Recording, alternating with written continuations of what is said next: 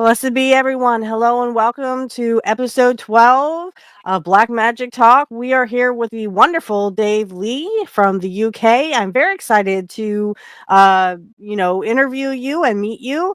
Uh, we That's got a pretty little cool. started, but that's okay. So the first question I have, we'll jump right into it.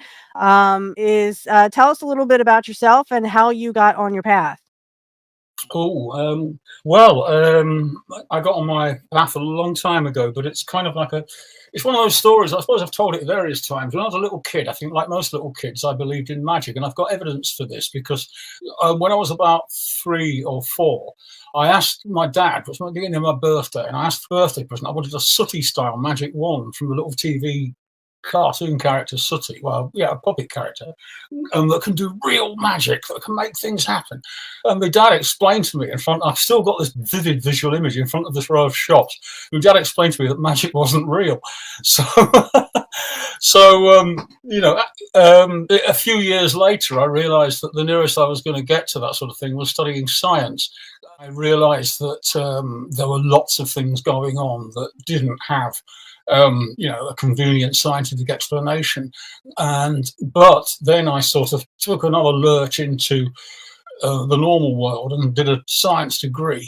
And then towards the end of that, I started getting seriously into magic, really, a bit of meditation, and then looking around at what other people were doing and what was interesting, reading some Crowley and so forth. And then chaos magic came along, and that seemed kind of cut out for me because it seemed to be the sort of approach to magic that was actually tailored for people who are recovering from scientism. Scientism. Can you elaborate on that? Oh, Is it like it? Do people find science as a cult almost, or like a religion, absolutely. or? I love science. Science. I still, I still sort of keep up with some aspects of science. Mhm. It's basically it's an extension of the normal human process of inquiry into how things work and how we can make things work better. And unfortunately, some people think that treat it like a religion. There's no other reality. There are numerous, I'm sure you've got them in the States, we've got them over here, public figures who stand up and say things like, there is no mystery that cannot be solved by science. There was no such thing as, all of this, that, and the other. And I thought, what a tedious world you live in, mate. And, that to me is scientism. It's taking the superficial appearance of science, but actually creating a religion. It's got nothing to do with science, except that it overlaps with people who actually practice proper science. And explain a little bit about chaotic magic. Now we had another gentleman on, and he kind of explained it. But what is chaotic magic to you? Like, how would you express that to Okay. someone else? The usual term I've used is chaos magic rather than chaotic magic, because chaotic, using it as a sort of adjective like that, it's more likely to evoke different nuances. But yeah, chaos magic for me was, like I say, it was a scheme of approaching magic. It was for starters, very pragmatic. Are you talking about Chris Smith? I've watched part of your Yes. interview. Oh yeah, I enjoyed it.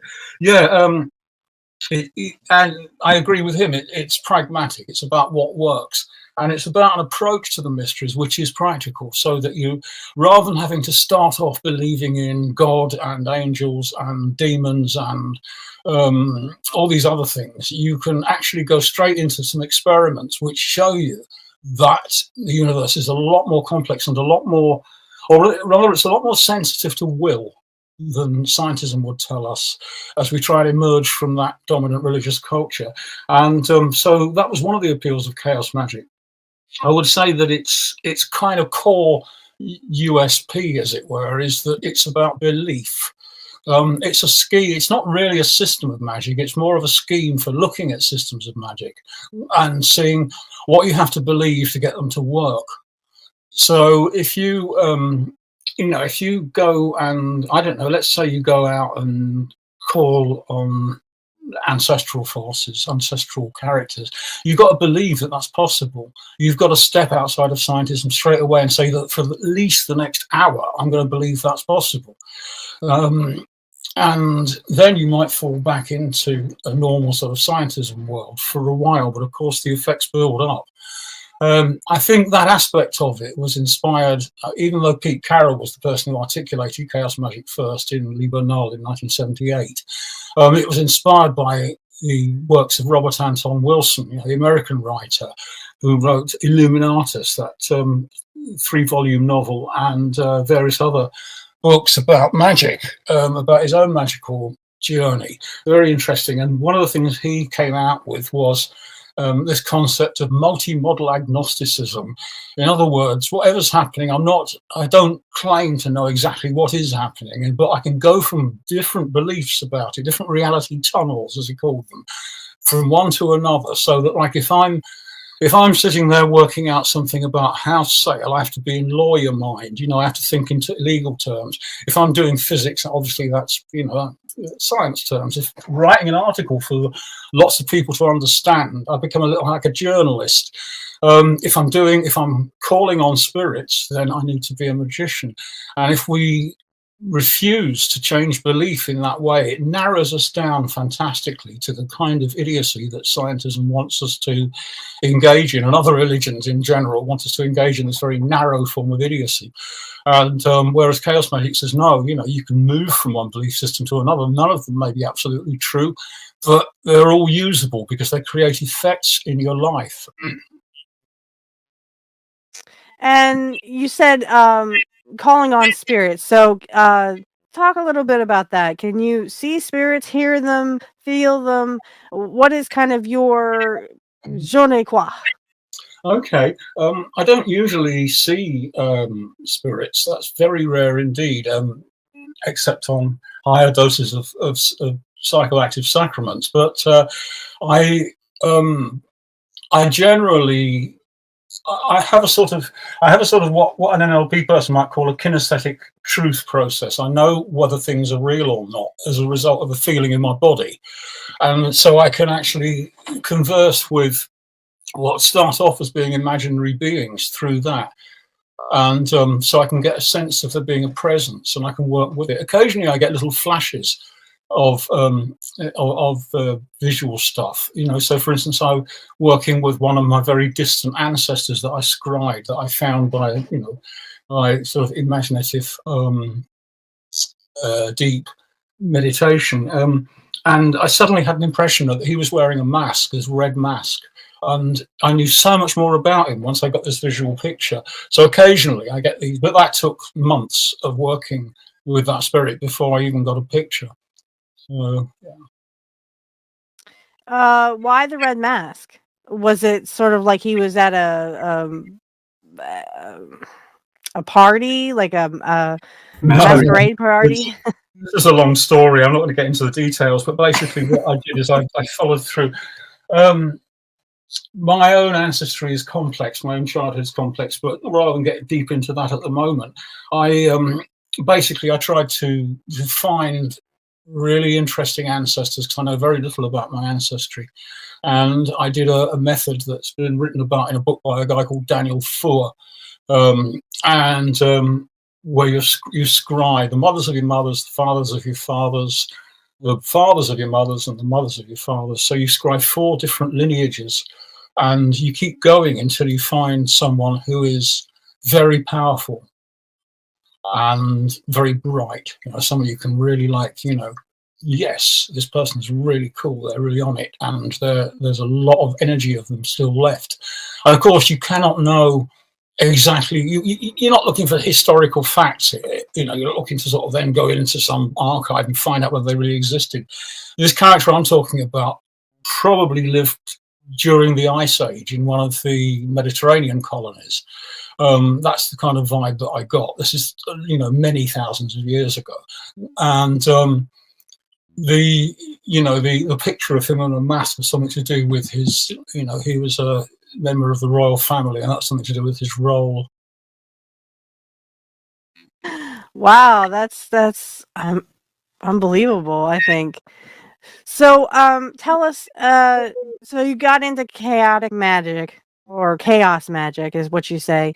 Oh, can you describe what made you open up? Was it more the meditation for it, or was it more, you just wanted to kind of branch away from the scientism? Magic. So that was one of the motivations. The other one was that I wanted to prove to myself that I was connected to the universe by more than scientism would tell me. So I wanted to get magical results, even if they were like little ones. Like one of the first spells I got to work was getting back in touch with somebody I'd lost contact with, and things like that. So these things show you that there's something much more interesting about the universe going on than some folks would have us believe. So yeah, that was that notion of diving in and finding out my place in the universe, but also to get into these extraordinary states of consciousness and extraordinary perspectives that weren't so tied to scientism. So when you talk about belief, is that more like you're trying to manifest that? Would we call that manifestation? Or is it just you can have a thought uh, and you wouldn't have to do like a spell? So like how would you do a spell in chaotic magic, how you would do it? Is it more manifestation? Like you just, I know this is true? Or is it more like you can do kind of, spell work with candles and herbs and stuff? Yes, manifestation seems to be the current fashionable term for either for sorcery or results magic or empty-handed magic, I've noticed. Yes, it's something that's come out in the last few years.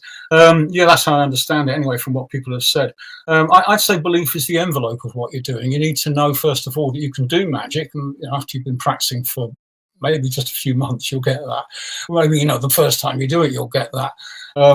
You need to believe in whatever symbols you're using. So if you really want to do it, like ritual magic, like witchcraft or Kabbalah or runes or whatever, you need to know your way around those symbol systems so that they've been internalized. That isn't really about belief, that's more about knowledge. But once you've done that, you will then believe you can use them. That empty-handed magic, that manifestation thing, that's a very high level of belief, I think, and a very sound, solid level of belief. And I guess we've all been there, but it's not something that you can always call to mind. Sometimes you need the props, don't you? You need just something to get you started. But yes, I mean, those times in the middle of the night when there's absolutely no chance of getting home, you go, I know there's a cab right there, and you point at it, you turn around and it pulls up beside you, that kind of thing. But that doesn't happen. It doesn't happen all the time, does it? No, and for me, especially in my situation, it's kind of hard to believe when you don't see it, but when you see it, then I mean, seeing is believing. So it's like kind of like my dad. Like he wants to believe in ghosts, but he can't see them, he can't smell them, he can't taste them, he can't. I mean, the five senses is all what I think some people will pull back into their, oh well, seeing is believing, so to speak. Yeah. So well, it's been very interesting. Thank you for answering all my questions. I'm going to turn it over to Matt here, and I'm very excited to hear what he has in store. Yes. Yeah. So, how did you come about writing your most recent book, Primordial Chaos? Yeah, I've been fiddling around with it for years. I'm now sufficiently sort of old, and I've been around for long enough to kind of be able to do things like memoirs and reissues and stuff like that. Excuse me. And I was thinking, Chaos International has not existed for a long time. Individual copies fetch like 50 quid and things like that now. But I thought, well, I developed nearly all of my magical writing style through Chaos International. And so I think I need to reissue that sometime. So I got all the articles together, and except one which I co-wrote with somebody else and didn't really feel that contribution was very big. Otherwise, it's all the ones I wrote. And put them into a volume. And I thought, well, that's all very well, but I want to contextualize it now. So for each of those essays about whatever, kind of NLP and magic or magical aeons or any other topic I was obsessed with at the time, this is what I think about it now, and this is where it came from. And I think that made, I started to realize, that's going to make an interesting book. It's not just another, kind of like pot boiler reissue. Yeah, that was fun to do. And I got into it, and it grew into a full-size book. Yeah, it's wonderful. I was just reading about the different aeons, and I wouldn't say the balance of male and female, but like maybe masculine and feminine that you were talking about, and how important you think that is, since things have kind of turned too much one way, as far as patriarchal. The balance of male and female in culture at large. Okay, yeah, no, I'm very much think that we, in some respects, we've started absorbing more so-called female or feminine values in the last 50 years. But we've still got a fair way to go, I think. But I think we've got to the point now where that older idea of feminine values needs questioning as well. What values are we talking about here? We're talking about entire cultural values, and it's sometimes too easy for people to make broad dismissals, broad statements and broad dismissals about culture by saying, oh, this is a masculine culture, this is a feminine culture. And I mean, okay, it's a starting point. And I mean, some of the criticisms from the 70s onwards we've had, that's maybe been useful as a starting point, so that you, for instance, if a culture is very like warlike, oh yeah, that's a masculine culture. But if it's a bit more communitarian and to do with collective care, then we say that's a more feminine culture. And I think there's a certain validity in that. But I think maybe it's time to leave those values, those broad categories, let them fade into the background a little bit, and start talking about the actual values that we're espousing here. Like for instance, capitalism runs the world, and one of its values is just that the only good thing is profit, really. And so, the whole idea of work is to just make money, whereas in fact, humans love work, humans love doing things, and the main reason humans do things is to help each other, actually, and that's how come we're such a successful species. And that you can call that sort of more caring type of society a feminine one, but I'm not sure how useful that is anymore. Yeah, you've got a book on wealth magic that I think is brilliant, and what I found so important is the distinction between wealth and money. And like you were just saying, if you need a cab, you can make magic happen. You wrote in Bright from the Well about the Rue Nalvi's. Need is the midwife of magic, which is probably one of my favorite quotes of yours. Might you talk a little bit about it? I hope I give it the credit somewhere, because I think it's actually Neil Gaiman who said that. Well, might you talk a little bit about why magic works when you need it to? Talk about why magic works when you need it to. Why magic works when you need it to? Well, it doesn't always, does it? I mean, I think we have to actually admit a certain level of failure, or at least things going differently to what we anticipated. And sometimes that's a block in our thinking about the situation, but sometimes there's just nothing that can be done magically. And if we try and throw a spell against it, it's still. And times like that, we can put certain types of influence, or if you think about it as energy or information, into the situation to maybe improve it. But sometimes that's all we can do. But sometimes, just like that thing, that was literally what happened. There's a whole bunch of us coming from this party in this ruined area of London where there was just no transport at the time of night we'd come out. And we walked to a main road and there's nothing happening. And we've got to get back some miles. And it's like 3 a.m. So I just said, there's a cab there right now. And there was. And, it's that is rare, but it's still, they stick in your mind, don't they, those ones? I can't think of any other examples as vivid as that. I've had numerous situations where I started preparing to do a spell and things have started working out. That one where you just start actually thinking about, well, I need to think about it in this way. And I think maybe this would be a good one for a bind rune, and start designing it and everything. And then everything evaporates just at that point. And, oh, okay, cool. Yeah, it's funny how magic sometimes doesn't give you the results you want, but sometimes that could be a good thing still. I think one of the things that, you know, how one of the things, if you're doing magic long enough and you've done loads and loads of spells and had loads and loads of results, some of them really positive, but you still, your critical mind saying, look, you cannot actually say that that was due to that particular spell, can you? But sometimes you get little label, they come with indicators, almost like little labels, don't they? I was, my main house was being used by someone else and I needed to be in another town anyway. So I started doing these enchantments. So I was just like staying with people in London, and I needed to get someone more permanent. So I started doing spells to get myself, you know, a reasonably priced, conveniently situated place in London. Obviously, it's a long one, that, isn't it? Because property prices being what they are in major cities. And yeah, first go, I had a stick and I carved it. I kept carving binaries on it, and the first one didn't seem to work. I knew it hadn't worked. I shaved it off. So I did another one.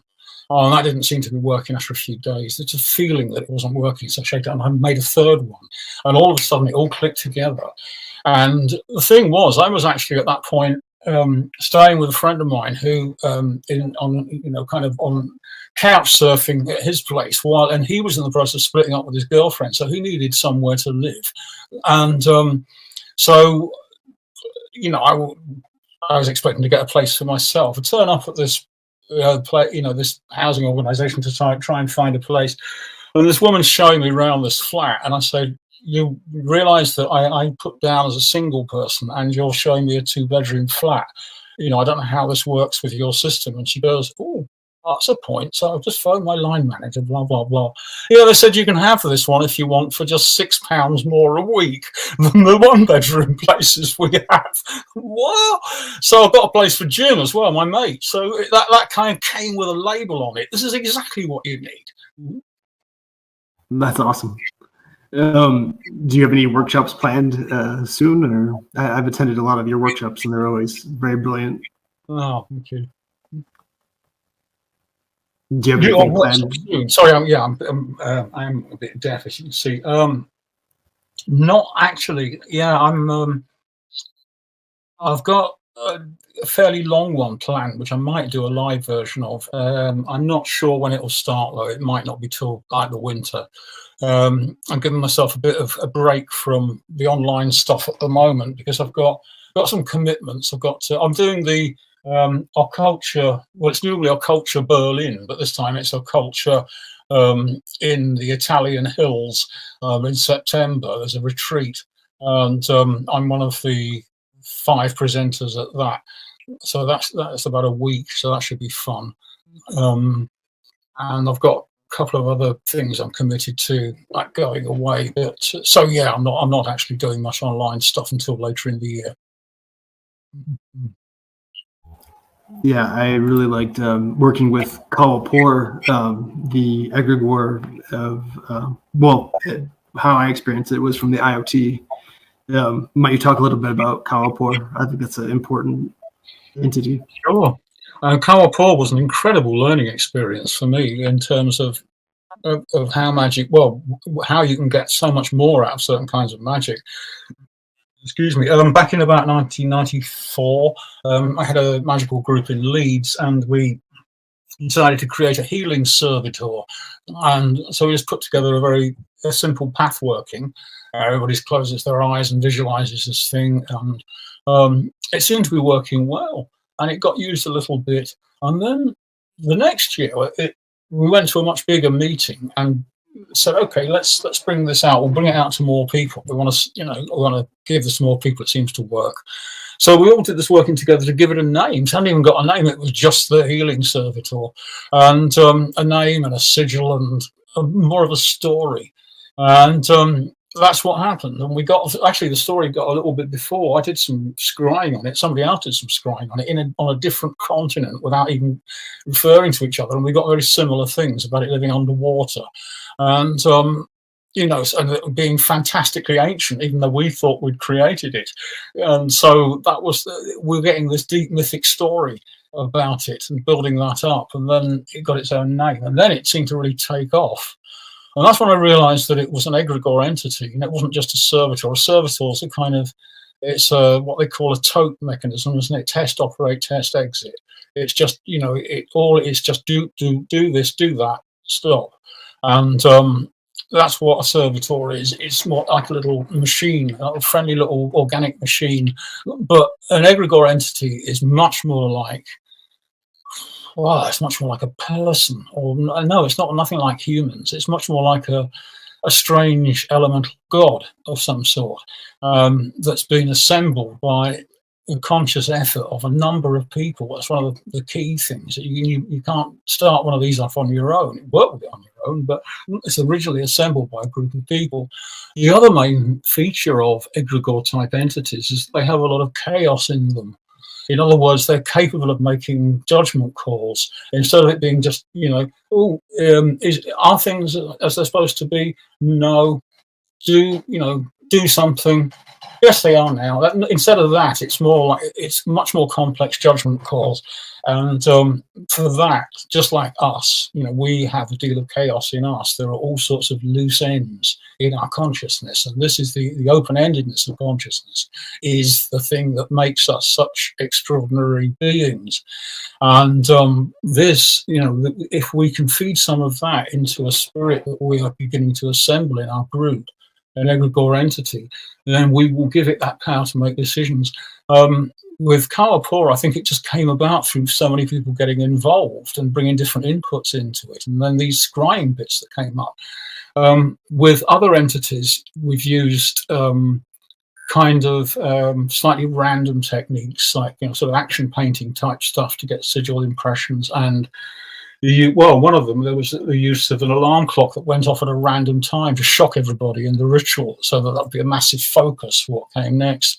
So, there's these random elements that you put in that the spirit begins to come alive from that point. That's fascinating. Yeah, I've made some mind runes with you in your workshops that were, again, just brilliant. How about 8 musics for 8 magics? How did that come about? That's a really great thing I use every week. Wow, I'm glad you like it. It's not been terribly successful, and I think there's a reason for that. What we should have done, but production kind of ceased too early, really, is that we should have taken each of the musics and duplicated them without my voice, so that once people knew the path working, they didn't have to have me rattling on. They could just use it as background music for their own, green or black or whatever working. And we did actually plan to do that at one stage, but the guy who did the production's a friend of mine, but he was pretty busy. It just never got done. But I spoke to him just the other day and saying we ought to do that, because I think that would actually make it more useful to people, and therefore it would sell better, and it would cost us nothing in production terms, apart from his time. Yeah, I really love that. How about your incense? How did you get into making incense for people? I use that daily as well. When I was a little kid, I loved smells. It's like something that people didn't seem to really talk about. Maybe little girls did, but little boys didn't, kind of thing. And it's like you walk past a lavender bush and just crush some of the buds.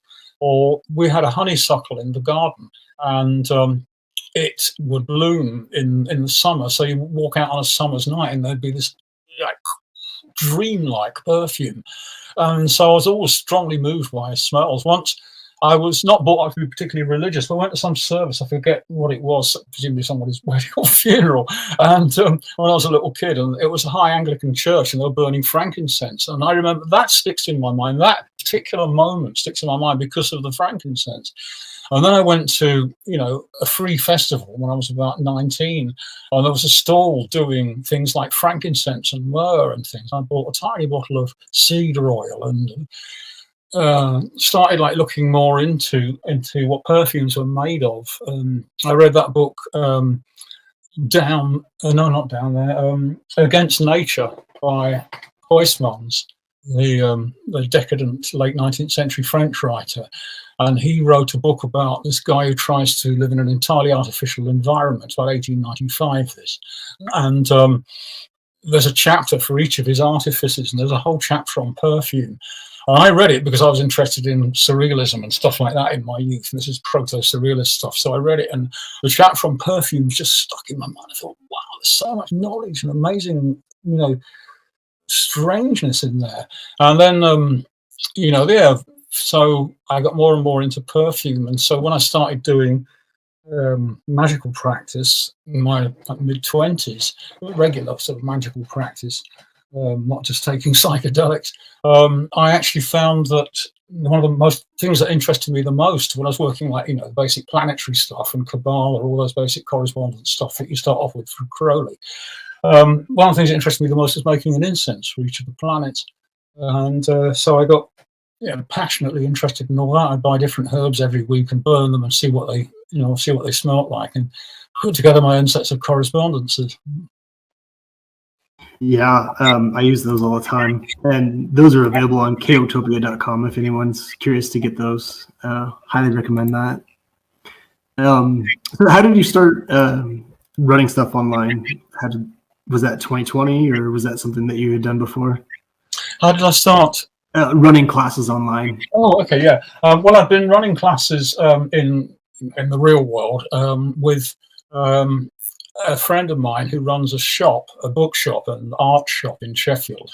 And she has a meeting room upstairs, which she uses for pagan meetings and stuff. But we decided to use it. She was also quite interested in chaos magic, so we decided to use that for starting to do a few courses. I think 3 or 4 people started doing courses there, and we started calling it what was it? Magic, Witchcraft, Chaos and Beyond, and all of that. So it became like a bit of a thing that was it was a meetup type of thing. And then during the lockdowns, during the pandemic, it was a case of everybody I knew on the magical scene who actually wasn't a loner, who actually liked working with other people, was going, what are we going to do? So, well, of course, we'll have Zoom calls. They're not as good as being in the same room, but they're better than nothing. And so we started working up how to do that. And then I started, Anwin and I, my friend at the shop, we started putting on courses, putting on online courses. And they seemed to work quite well, they seem to be. And then, of course, out of that, I developed the video material that I then used for courses on Teachable and Udemy. Awesome. See, there was a bit of history before that, because, of course, Pete Carroll opened the Arcanorium College, the online college of magic, in, I don't know, let's say 2010, somewhere around that. It was certainly in full flow by 2010, and I was there for a few years together with Ian. Taught some courses there. A few other people you'd have heard of, probably, like Julian Vane, Jack Hawkins, Lola Babylon, and so there was quite a stellar cast of teachers. Actually, it was a nice community. Its business structure wasn't really a keeper. It actually ended up having problems, but during that, it was a very creative time for a few years, and we were creating new courses all the time. And some of the courses I created then, I turned into the way that works by sort of chat forums. There was no videos. You could post videos up, but the site wasn't structured for videos. It was structured like chat forums. So the teacher would put up the lesson for the week, and then in the course of the week, people would make comments on that, and then next week you'd have a good session with talking about that, and move on to the next one, and so on and so forth. But it was all tech chat. So the next stage was to put all that into video-based courses. And where can people find your stuff online right now? Is chaotopia.com? Sure, yeah. I mean, I've got a link tree. That's let me find it. And we'll post it in the description. Yeah, Linktree, because there is some stuff on chaotopia.com, but there's also I was doing a newsletter, and I paused it for a while, but I'm going to take that up again. It's going to be there's going to be more in. It's going to be better. So I've got more of an idea of what I want to do with it now. So the link for joining that will be on the Linktree as well. Great.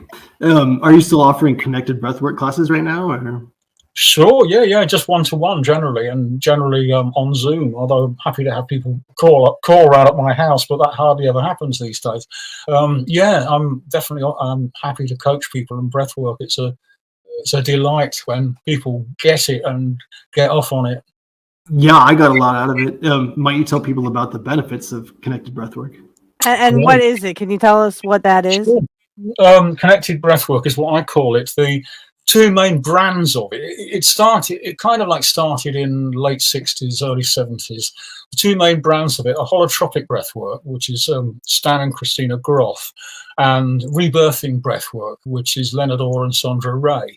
And they both started about the same to being high on psychedelics that's legal. And it's basically you breathe more deeply and more continuously than usual. But you have a control mechanism as well, which is that you breathe more shallowly. It helps bring you down if you get too out of it. So basically, you go into an internal body state. You do this lying down with your eyes closed. You go into an internal body state of very high energy. And this might just be bliss. Most people, the majority of people, for the first few sessions, they just get bliss. It's just amazing. Oh, this is amazing. How does this happen? But at some point, there's a probability that at some point you'll collide with unresolved emotional material, and then there's a set of techniques to deal with that, which I'm trained in. Yeah, and it's pretty easy to fall asleep, honestly. Yeah, that's another point. That's another role of the coach, is to occasionally talk. If I see the eyelids flickering in REM sleep, is to speak loudly so that the person wakes up. I've had some amazing experiences with that. And you wrote Life Force. How did that come out? That's a really helpful book in those regards. I'm a very slow writer. I accumulate things over years. I was accumulating kind of essays and thoughts about breathwork. And then I started doing connected breathwork in 1991. But I didn't really connect up with the energy work scene, Qigong and things like that, until about 10 years later. 9 or 10 years later. And then I thought, wow, these things, they're so close, and nobody's written about how close they are, energy work and breath work. And oh God, I'm going to have to write I was going to originally write a slim volume about the different styles of breath work. There was a woman who did that. It's called Exhale. Her name, she's Swedish. The name skips me. It's a decent book, but it needs to be a lot. It needed to say a lot more, and I thought, well, I could say a lot more. But then, when the energy stuff, it's like, oh, this is turning into a much bigger book. It took probably years to write, but eventually, I think I've written something which is unique. Nobody's really gone into that relationship before without some particular axe to grind. Yeah, it's very, very detailed for anyone that wants to look for that. I highly recommend it. As well as you've got Connect Your Breath, which comes with a CD to listen to, which I found very useful as well. That's the little technical one. Yeah, that's just what you get is a little booklet and a CD. Of course, at some point, these days, it's happy to get it as a download, but I've still got some CDs left so people can have them. How about The Road to Thule? How did that come about? That's a great novel that you wrote. The Road to Thule. Oh wow! Yeah, I've been trying to write fiction. Trying to write sort of SF style. I just love SF. That's one of my relaxations. And trying to write that kind of stuff for about 40 years, and not really. Well, no, I exaggerate. For decades anyway, I've been fiddling around with little stories and not getting very far with most of it. And then it was actually an exercise of Edred's that triggered that at the World Guild Moot in Schleswig in 2004, I think, 2005, yeah. And he said, just as an exercise, don't have to tell me about it, just, try and picture your ideal society. And it was just, a few of us sat around chatting, and this came up, and I thought, okay, that's an interesting. I started writing down things. I thought, well, if you write, I didn't think about it as, because obviously I've been thinking about it since I was much, much younger. I'm thinking about how society can be improved, as we all do, if we've got any mind at all. But it's like, this wasn't that. It was more a case of, how can I write a story about such a society? And of course, the immediate second thought is, well, if it was perfect, it would be boring. The only reason we read novels and stories, there's got to be jeopardy in there, or or there's no point in reading it. So I thought, okay, so it's got to be a society that's got certain really good features, but that it's failed in other respects, or it's failing, even though it's got features that are much better than the present one. So that was the Society of Royal Wessex and the Schemel Protectorate. were based on those considerations. And then it expanded, and it was such a delight to write. It was my first novel, so it's got some a lot of flaws, but yeah. No, I disagree. And that's got one of my favorite paragraphs of any book I've ever read in my life. It's beautiful. Chapter 5, I think it starts with the ravens scratching on the roof, I think. Mm-hmm. Oh yes, when Queen Hetty wakes up, Princess Hetty wakes up. Yes. Yeah. Also, Bright from the Wells got some incredible stories. The Turing test was particularly interesting to me, as well as the shaman in the cave. Might you have something to say about that? That one was that shaman in the cave one came about as a result of the most intense psychedelic vision I ever had, which came from an extraordinarily strong sacrament and hours of ritual work in a group of us, and in Austria. And I stepped outside after it had all finished. I was just like, there was in this visionary space, and I thought, I've got to get outside. So I'm just like stood in this beautiful garden in the summer, and it's like, there's just stars, and trying to sort of think, can I get myself grounded a bit? It's really a bit mad. And I'm thinking, no, I can't actually. I need actually to go up into this. And I realized that what I was doing was I was looking at an elf that was kind of light years tall, and it had a star for a head. And its cloak that rippled in the night air was made of the faces of like 1 billion dead people. And so I thought, wow, okay, and that's where that story came from. That's beautiful, and I love the emphasis you put on grounding, because even just with connected breathwork, I think it's so important to have a way to ground when you're doing that kind of exercise. So how about a group working with connected breathwork? I know you've worked with people, and then you go outside and have a nature experience. Yeah, I've done various experiments with that. One thing that inspired me was, in fact, one thing that helped me make the connection between connected breathwork and energy work was a guy called George Pennington, who's an American who's been living in Germany most of his life. And I'm in diffuse touch with him after years. We finally got in touch with him because he wrote something online, which now doesn't exist anymore, that was really inspiring about how he was a breathwork coach on stage. So that's not his main thing now. And he was running a retreat in rural Germany, and somebody had a kidney failure type of thing. Somebody who really should have told the group that she was that ill, and skin went sort of grey-green, and medical thing, and it's like hours before they can get any medical attention. So meanwhile, they just start doing this breath work, like holding hands, lying on the floor, and doing this kind of very pumping breath action, forcing the energy around. And she gets all her colour back and is up and hopping around when the medics arrive. And so Pennington started experimenting with this, what he called circle of light, and breath of light circle, that was it. And he wrote this lengthy piece about it, which to say no longer exists. Fortunately, I actually managed to save it and actually sort of go into look at what he was doing and which bits I found necessary and which bits I didn't, because obviously it was contextual. There were certain things they were trying to achieve that I didn't always want to. And I started back in the early noughties. I started convening occasional breath of light circles in London. I was spending a lot of time down there at the time. So we had maybe 6, 10, 12 people lying down on a large floor, joining hands. And it becomes obvious that if somebody, he's not supposed to break the circle, but of course people that aren't experiencing this do occasionally do that, scratch your nose, and you know where it's happened. You know which person, even though you're lying on your back with your eyes closed, you know which part of the circle did that. And you start to realize, and then, then sort of after it all, people go, okay, let's disconnect, sit up.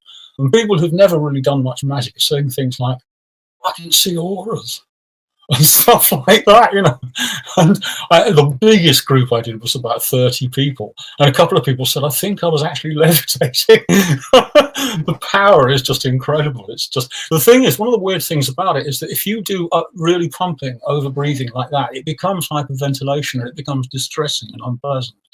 and it's not medically dangerous, but you might have a bit of a crisis and have people talk you down and help you with it, kind of thing. But if you do it holding hands, you don't get that. No overload happens. It just goes where it's needed, the surplus energy.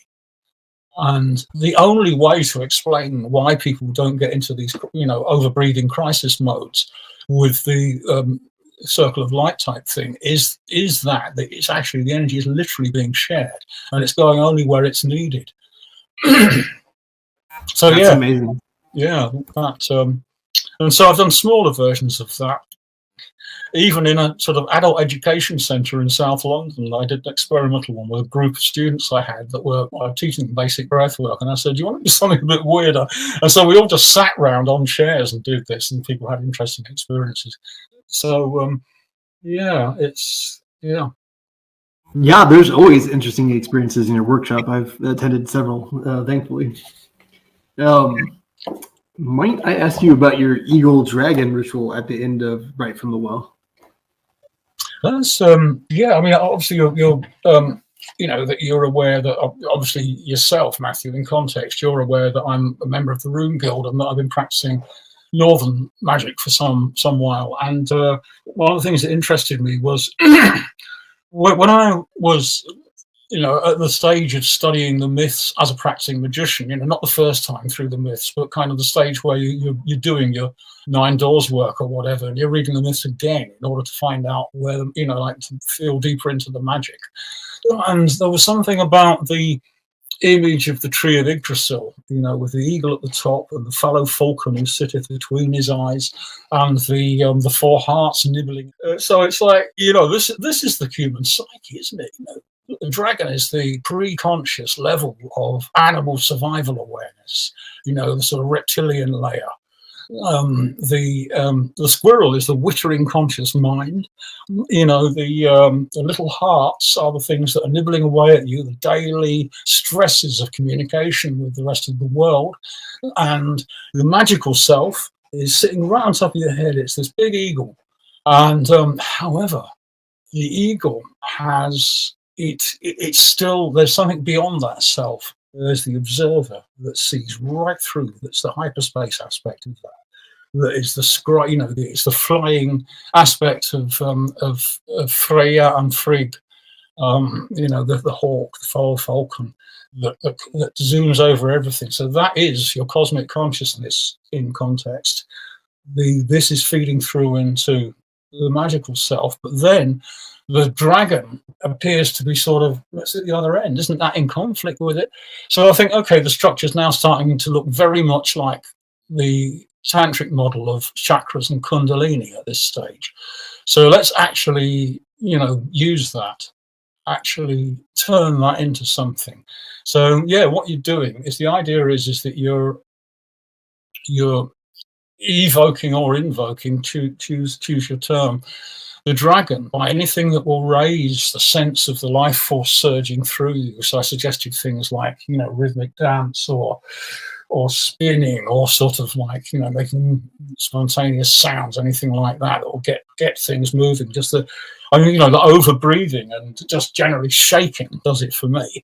And then you move to the sort of that high point of meditation, the hawk, so that you have a point to observe where everything is happening, where it is all coming from. And then, of course, what happens is that you're beginning to build the magical self, because the eagle, in a sense, is the dragon.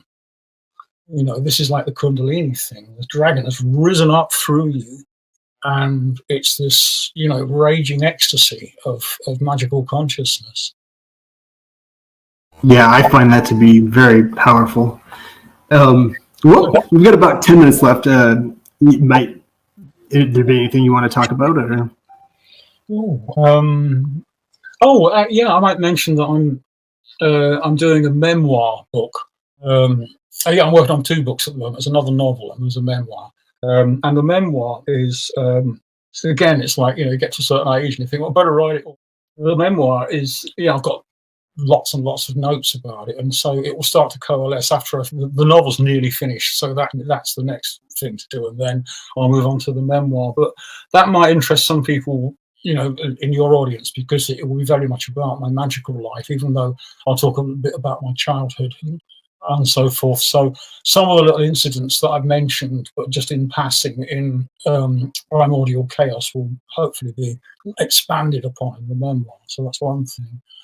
The novel. Yeah, I'm just writing a light-hearted novel. I've written 2 dystopian ones, and I thought, I'm over dystopias. We're living in one, aren't we? So it's like, it's no point in writing about them anymore. So I've just written an attempt at a comedy novel about talking dogs, but SF one, of course.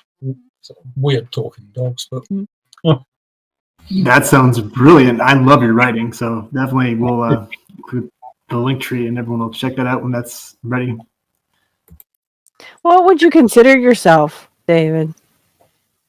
What would you consider yourself like?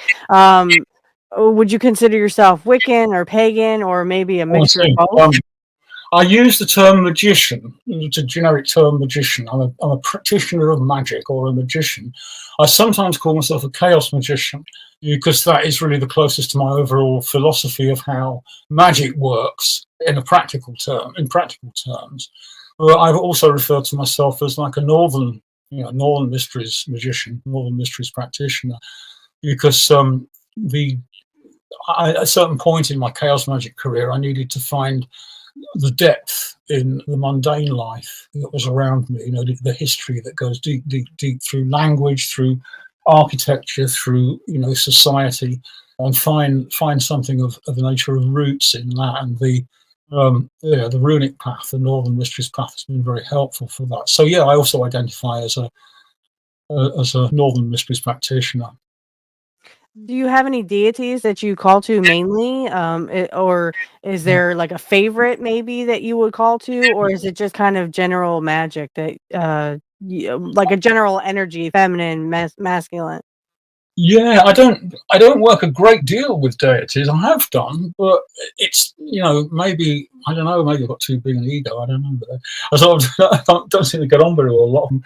When I came across one of the things that slipped into place about Woden or Odin, that came to me many years ago, was that when I was came to me from reading about what they do in some of the ideas in voodoo, they have an idea of a maître de tête, the god who is the master of your head.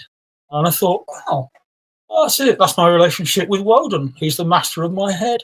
That works perfectly. A lot of my magical personality is, it's got a lot in common with Woden, basically. And so he's like my maître de tête.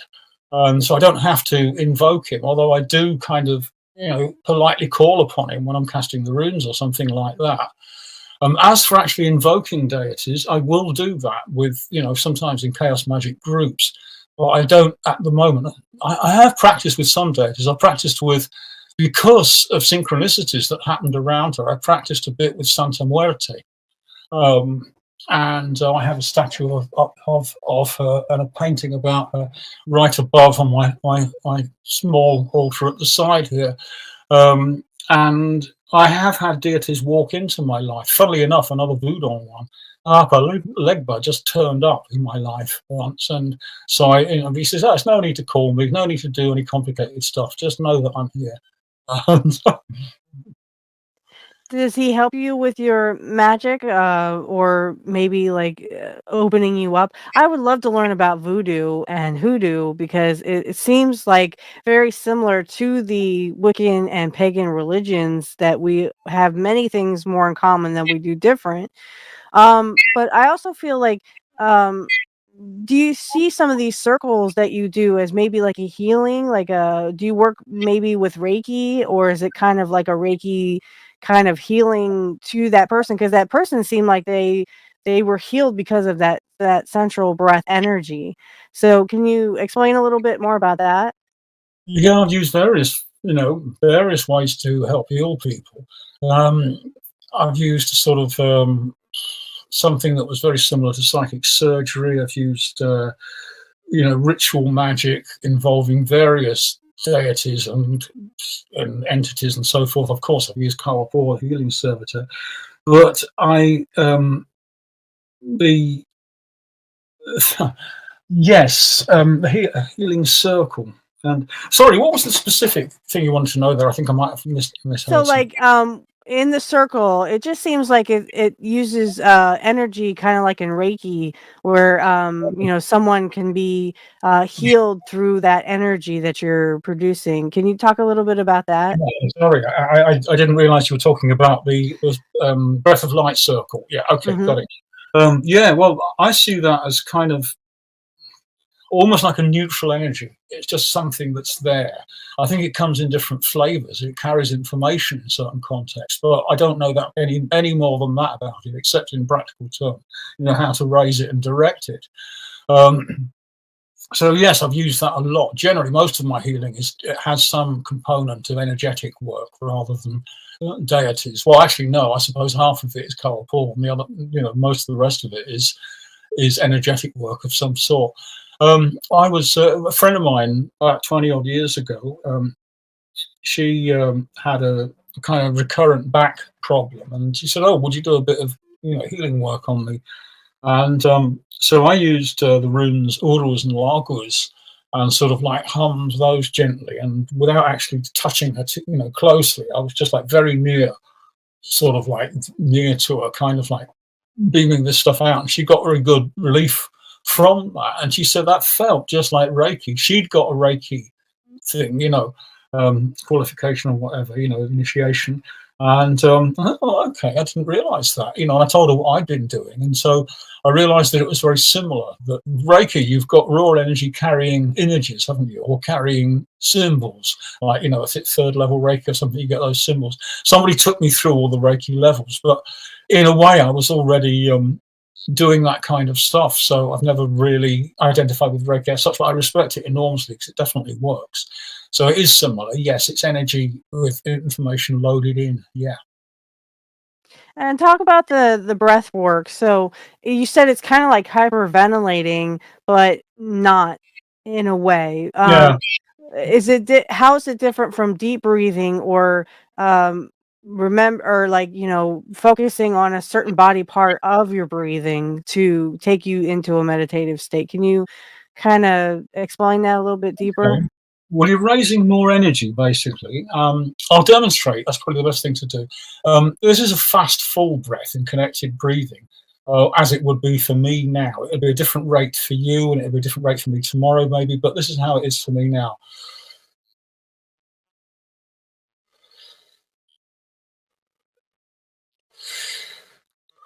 That feels fast, and it's like almost a complete breath. It's pretty full breath. This is hyperventilation. It's a force out breath. I've got a dizzy rush of just 3 of those. And yeah, the forced out breath produces the dizzy rush, which can give a panicky edge to things. And then, of course, things get worse because then it really, you get another feedback loop. Once the person starts panicking, they then breathe, they go on breathing in a maybe, ineffective way. So, yeah, that's the difference. There's quite a lot on this. Groff's team call it superventilation as opposed to hyperventilation. I think it's quite a nice reframe. And they don't even stop. I've been to a weekend Groff workshop in 2005. Most of my training is from the other end of it, the rebirthing vivation schools. But I thought I've got to go to a live Groff workshop. So when he was in England in 2005, I went to one of his workshops. It's fabulous. It was really, really good weekend. But one of the things that was quite obvious is that we're kind of like working to create the most extreme state as quickly as possible. As soon as everybody lies down and gets with the breathing, you're buddied up in pairs. I've got a mate with me, and so we're taking turns. There's this big sound system comes on with some banging techno or banging sort of classical music or something else with a strong rhythm and really loud, just to disinhibit people, basically. And so there's all sorts of there's that kind of stuff going on. And there are people hyperventilating right from the start. You know, a few feet away from me, there's this woman who's like doing great big whooping breaths and throwing herself into the air and stuff like that. And people go there to freak out. So, you know, the Grothians understand that, and they sort of like, you know, they cater for that people will actually hyperventilate. You know, then this is framed as superventilation. Hyperventilation is nothing like as medically harmful as a lot of people think. It's complete, you know, it really can't do you any harm unless maybe you've got like a serious heart condition where you couldn't run for a bus or something. It's actually it's an altered state of consciousness that can be handled and managed. Yeah, that I've been kind of looking more for a deeper meditation. So I think some of that breath work would actually, you know, help me sort of get down to a deeper level, because that's sort of what I'm looking for, so that I can bring out some more of my psychic abilities. Um, so I mean, I don't know about you, Matt, but I think we've come to an end. Do you have any more questions for our lovely guest? Oh, it'd be lovely to have you back on when you get your books closer to being done. Yeah. Yeah, thank you. Absolutely, absolutely, and you know, I everything will be down in the description for Dave. All his breath work. It sounds like he might start up some online stuff again when he's more, you know, relaxed and not going around and having a novel being done. But I thank you for coming on, Dave. This has been Well, really a great episode and experience. I will have to do a little bit of editing there. I might just have yeah. to, you know, edit that out, but that's fine. We can put you on Rumble, no problem. They don't really Right, care. okay. But I'd like to thank everyone for coming. This is episode 12. Again, everything for Dave and myself and Matt Collins will be in the description field below this video. So if you could please subscribe, like, comment, and share this content so we can grow our channel. And that's it for us, guys. But we'll see you next week with another. Who will we have next week, Matt? Next week's just gonna be us. Oh, it's going to be us. history. That's right. We're going to talk about our deities. We're going to research our deities and tell you why exactly we picked these deities, or why they picked us to come into, you know, existence, and then why we use them, or how we're using them, you know, and how they've made a difference in our lives. So we're going to explain a little bit about them, because I have several. You know, I have Hecate, I have Kali Ma, and of course, I have Isis and Osiris, and a couple of other ones in there. So really trying to work hard with that. I know you have Odin, and you're going to be the Odin side, Matt. Also, if you could do a little bit background on Freed or Freya, I Sure. would love to know the background on her. But that's next week. So we will see you all again. Blessed be everyone. And again, everyone subscribe, comment, like, and everything is down in this down in the description field. All right, blessed be everyone. See you next week.